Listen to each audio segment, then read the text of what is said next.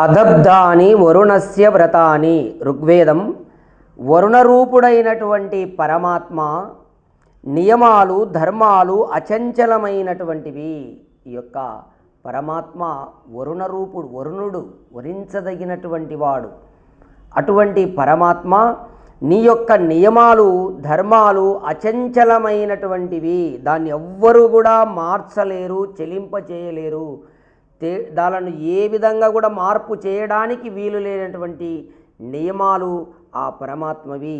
కావున కేవలము నమస్కారాల చేత దైవము ప్రసన్నము కాదు. చూడండి, కేవలం నువ్వు భగవంతునికి ఒక నమస్కారం చేస్తానే ప్రసన్నుడు కాడు. కావున ప్రవర్తనను ఆచార వ్యవహారాలను ఎవరికి వారు సంస్కరించుకోవాలి.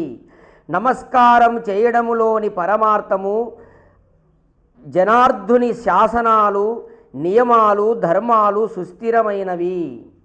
చూడండి, ఇక్కడ మనం నమస్కారం చేస్తున్నాం భగవంతునికి అంటే అర్థం ఏంటి?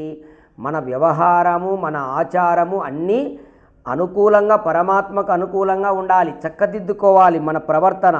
మనం ఇష్టం వచ్చినట్టు ఎట్లా పడితే అట్లా ప్రవర్తించి ఏవంటే అవి ఆచారాలు చేసి భగవంతునికి ఊరికి నమస్కారం చేస్తానే భగవంతుని నియమాలు మార్పు చెందవు, అవి అచంచలమైనవి. భగవంతుని ధర్మాలు అచంచలమైనటువంటివి. కావున ఎవరి కోసము కూడా సడలింపబడవు అని గ్రహించడమే. ఆ పరమాత్మ నియమాలు నువ్వు కేవలము దొంగ నమస్కారాలు చేస్తే సడలించబడవు, అవి అచంచలమైనటువంటివి. ఆ ధర్మాలు నియమాలని మానవులు అందరూ గుర్తుపెట్టుకోవాలి. నీవు కేవలము దొంగ నమస్కారాలు చేస్తే భగవంతుడు ఒప్పుకోడు. నీ ప్రవర్తన మార్చుకోవాలి, నీ ఆచార వ్యవహారాలన్నీ భగవంతునికి అనుకూలంగా ఉండాలి. అప్పుడే నీవు నమస్కారం చేసే దాని యొక్క అర్థము. ఓం.